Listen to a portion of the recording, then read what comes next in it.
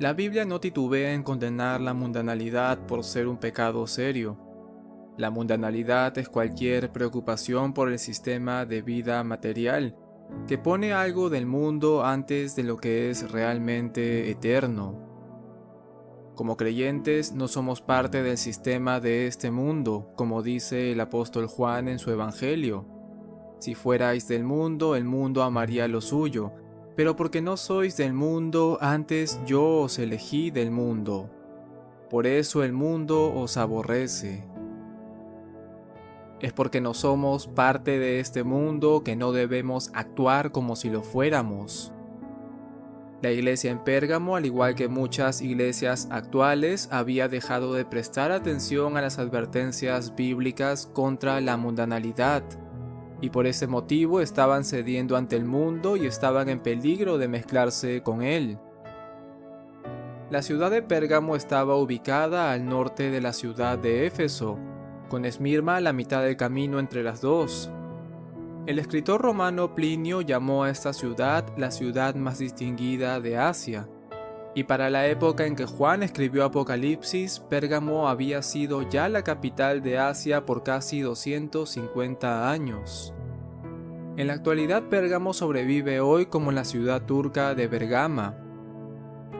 Según se dice, Pérgamo fue el lugar donde se inventaron los pergaminos, ya que se estaba buscando construir en este lugar una biblioteca que rivalizara con la biblioteca de Alejandría. Aunque los pergaminos ya eran conocidos desde 1000 años antes en Egipto, fueron los habitantes de Pérgamo los encargados de difundir su uso. Pérgamo también se hizo importante por ser un centro de adoración a Atenea, Esculapio, Dionisio y Zeus.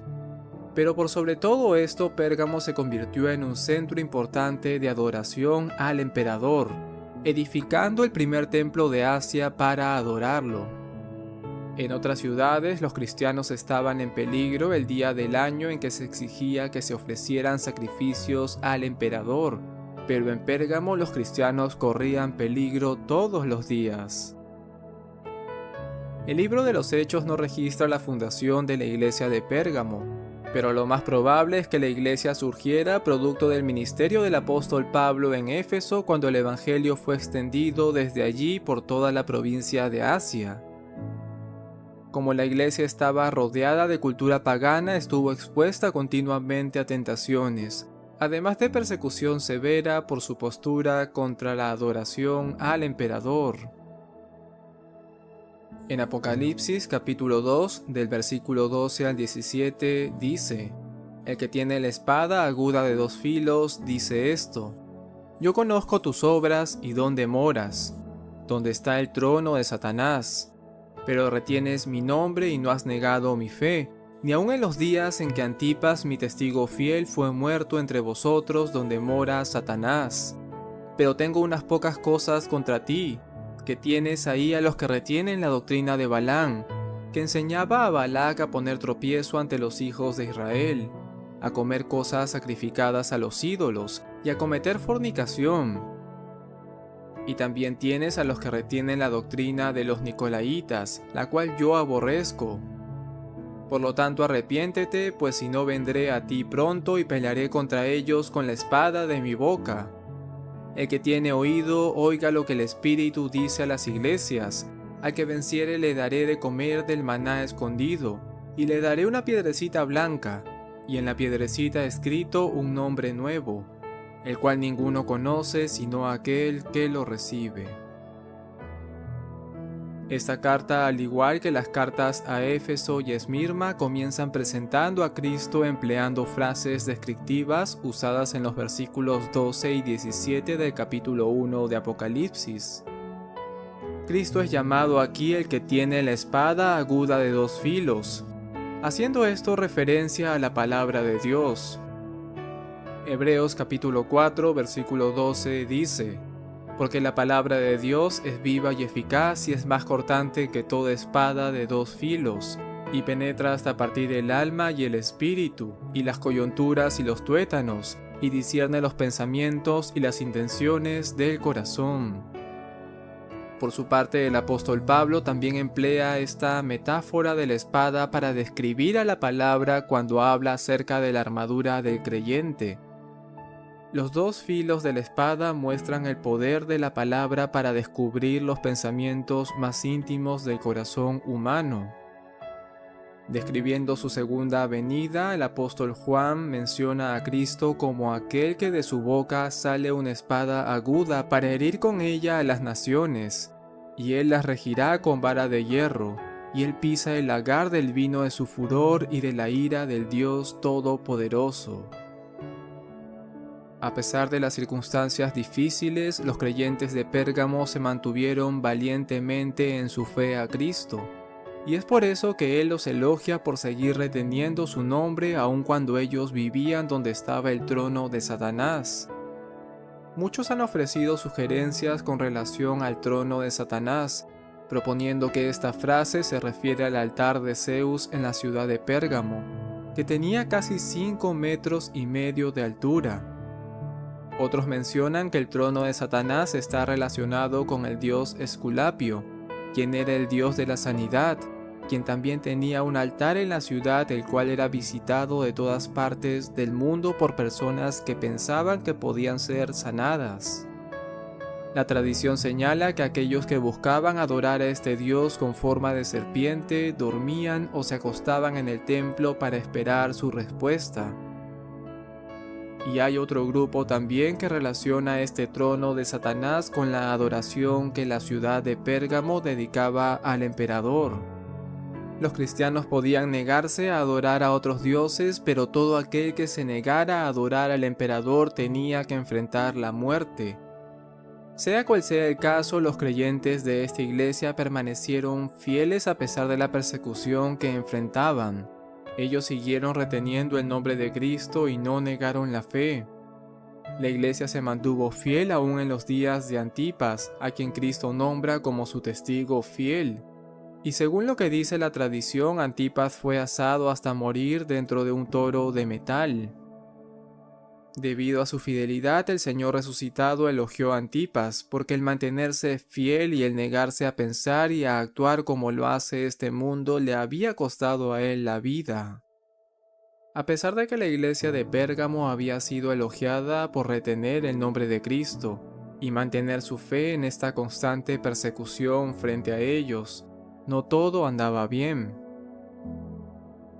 Aquel que tiene la espada aguda de 2 filos y conoce las obras de esta iglesia les dice: pero tengo unas pocas cosas contra ti. El reproche del Señor era contra los que retenían la falsa doctrina. Puede que esto en la actualidad para muchos cristianos sea de poca importancia, pero tener la doctrina correcta y la teología correcta es de importancia para Cristo. Y trágicamente la iglesia de Pérgamo estaba aceptando el error en lugar de enfrentarlo. La primera de ellas estaba relacionada con un personaje del Antiguo Testamento llamado Balaam, quien fue un profeta en los días de Moisés, pero no un profeta del Dios Altísimo. Sucede que Balac, el rey de los moabitas, temeroso por lo que el pueblo de Israel le había hecho a los amorreos, contrató a Balaam para que los maldijera. Y después de que éste intentara hacerlo durante 3 veces sin éxito alguno, Balaam ideó un plan para corromper a los israelitas y enseñó a Balac cómo tentarlos para que ellos pudieran comer cosas sacrificadas a los ídolos y cometieran fornicación. Balaam tramó utilizar a las mujeres moabitas para que sirvieran de señuelo a los israelitas, y ellos fueran incitados a la inmoralidad y a la idolatría. El plan de Balaam tuvo éxito, y cuando Dios intervino determinó sentencia contra Israel, exterminando a 24,000 personas de entre ellos. Al igual que los israelitas, algunos de la iglesia de Pérgamo empezaron a seguir las enseñanzas de la cultura que los rodeaban, y empezaron a practicar las mismas cosas que los habitantes de Pérgamo practicaban en sus templos. A pesar del ejemplo gráfico de Israel, algunos de Pérgamo persistían en seguir las enseñanzas de Balaam. Santiago dijo en su carta: ¿no sabéis que la amistad del mundo es enemistad contra Dios? Cualquiera pues que quiera ser amigo del mundo se constituye enemigo de Dios. La segunda herejía que se toleraba dentro de la iglesia de Pérgamo estaba relacionada con una figura del Nuevo Testamento llamada Nicolás. El contexto indica que la enseñanza de los nicolaitas condujo a la malvada actitud que tenían los seguidores de Balaam. Nicolás fue uno de los 7 hombres escogidos para encargarse de la distribución de los alimentos en Hechos capítulo 6. No se sabe si se rebeló o si tal vez sus seguidores tergiversaron sus enseñanzas, pero sabemos por los registros de los padres de la iglesia que esta secta permitía prácticas sexuales de todo tipo. Y es probable que abusando de su libertad cristiana, los nicolaitas enseñaran a los cristianos que podían participar de estas prácticas sexuales paganas. Por eso mismo se les relacionaba con Balaam. La mayoría de los creyentes en la iglesia de Pérgamo no participaban de estos dos tipos de errores, sino que permanecían fieles al Señor y a la fe cristiana. Pero por tolerar a estos grupos dentro de las congregaciones participaron de su culpa y acarrearon juicio de parte del Señor. Esto curiosamente no pasó con la iglesia de Éfeso, quienes aborrecían las obras de los nicolaitas y no recibieron ninguna exhortación de parte del Señor por esto. Por todo esto el Señor le dice a la iglesia de Pérgamo: arrepiéntete, pues si no vendré a ti pronto y pelearé contra ellos con la espada de mi boca. El único remedio para cualquier conducta pecaminosa es el arrepentimiento, y aunque la tolerancia es muy practicada en nuestra cultura, debemos siempre recordar que todo acto pecaminoso es una ofensa contra Dios, y no es cuestión de tolerancia ni de juego. Dios sigue viendo al pecado por lo que es, un delito de alta traición. Es por eso que Cristo advierte a la iglesia y le dice: vendré a ti pronto y pelearé contra ellos con la espada de mi boca. Toda la iglesia enfrentó el juicio de Cristo, los herejes por su pecado y el resto de la iglesia por la tolerancia a los que practicaban esto. La iglesia no puede tolerar el mal. Es por esto que Pablo condenó a los corintios que orgullosamente toleraban a un hombre culpable de incesto dentro de la iglesia. La meta de la iglesia no es proporcionar un ambiente en que los incrédulos puedan sentirse cómodos, sino más bien debe ser un lugar donde puedan escuchar la verdad y puedan sentirse culpables de sus pecados para que puedan ser salvos. Es claro que debemos ser amables y pacientes, pero debemos siempre mantenernos firmes en lo que es correcto y debemos confrontar con la realidad de su pecado y mostrar la misericordia de Dios provista por la muerte de Jesucristo. El pecado nunca se eliminará con la tolerancia. Recordemos que tenemos ejemplo en el mismo Señor Jesús, que vino a decirle a un pueblo altamente religioso: el reino de Dios se ha acercado, arrepentíos y creed en el Evangelio. Finalmente, Cristo concluye su carta a la iglesia de Pérgamo recordándoles la importancia y la responsabilidad de cada creyente a oír y obedecer los mandatos del Señor. Las promesas que el Señor entrega son para aquellos que vencieren, es decir, para todos aquellos que son verdaderos creyentes. El apóstol Juan escribió de esto en su primera carta cuando dijo: porque todo el que es nacido de Dios vence al mundo, y esta es la victoria que ha vencido al mundo, nuestra fe. ¿Quién es el que vence al mundo? Sino el que cree que Jesús es el Hijo de Dios. En primer lugar, Cristo promete darles a comer el maná escondido, haciendo esto referencia al maná con que Dios alimentó al pueblo de Israel mientras estuvieron en el desierto. Este maná escondido representa a Jesucristo, el pan de vida que descendió del cielo. Es Él quien proporciona sustento espiritual a los que ponen su fe en Él. En segundo lugar, Cristo habla de darle al vencedor una piedrecita blanca.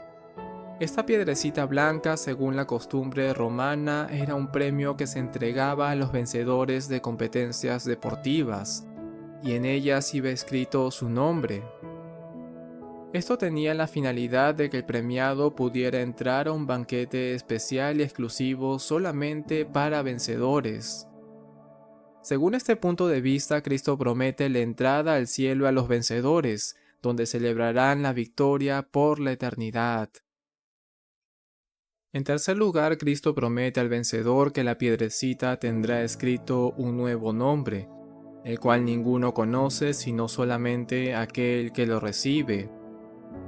La palabra nuevo utilizada aquí, en griego, no hace referencia a un cambio de algo viejo por algo nuevo, sino más bien habla de agregar una característica nueva y diferente a algo que ya existe.